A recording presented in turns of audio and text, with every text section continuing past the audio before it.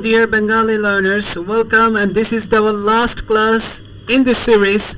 We have finished all of the word, and congratulations, you have finished this course. I hope you learned something from this course. So in the previous class we learned a word, the pronunciation of, and the pronunciation was O, long O sound, and we read two example. One is goal, and you don't think goal mean like the goal we usually saw in outside or in the playground. This type of not goal. It is goal. It's mean round, and second one is ozone. And we also use the word goal for playing purpose as well. I mean for football. So today we'll learn the last word. It is O. O. O. O. O. It is very rare vowel.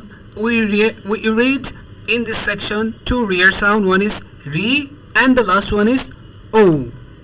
So it is diphthong O sound. O. O. Here is given the example. O rosh. O rosh. O rosh. It is biological, related to biology. So orosh, it's mean biological. And the last word is oshod. Oshod. Oshod, it's mean medicine.